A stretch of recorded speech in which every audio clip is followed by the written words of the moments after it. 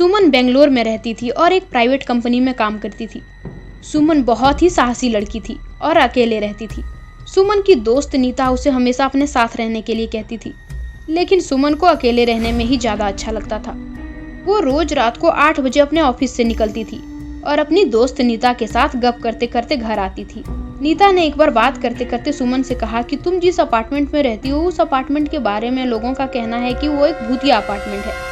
लेकिन सुमन ने ये कहकर टाल दिया कि ये सब बकवास बात है, मैं इन सब चीज़ों पर विश्वास नहीं करती हूँ। एक बार रात के समय सुमन अपने कमरे में बैठकर मैगजीन पढ़ रही थी। तभी उसे ऐसा लगा जैसे कोई बाहर चल रहा है। तभी सुमन ने बाहर निकलकर देखा तो वहाँ उसे कुछ भी दिखाई नहीं दिया। उसे लगा शायद ये उसका वहम है और फिर अपने कमरे में जाकर मैगजीन पढ़ने लगी। अब सुमन के साथ हर रोज कुछ नई नई घटनाएं होने लगी, लेकिन सुमन के पास इन सब बातों पर ध्यान देने के लिए समय नहीं था। एक बार सुमन को नींद नहीं आ रही थी, तभी बाहर उसे किसी की हंसने की आवाज़ सुनाई दी। सुमन जब बाहर गई तो उसे ऐसा लगा कोई दौड़ते हुए उसके आंखों के सामने से गुजरा। सुमन डर के मारे अपने रूम में जाकर छिप गई। तभी किसी ने उसका दरवाजा खटखटाया। अब सुमन डर के मारे कांपने लगी।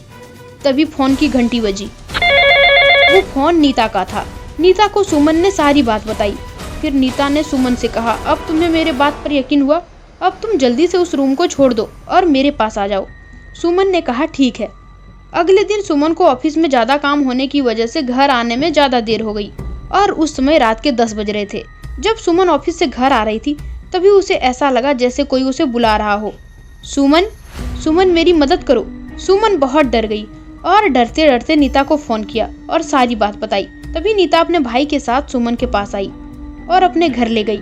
अगले दिन जब सुमन ने उस घर के बारे में पता लगाया तो कुछ लोगों ने बताया कि एक औरत और उसका एक 5 साल के बच्चे को उसके पति ने जलाकर मार दिया। शायद इसलिए वो सुमन को कुछ कहना चाह रही थी। सुमन इन सब बातों को सुनकर डर गई और उसने 2 दिन के अंदर ही उस घर को खाली कर दिया।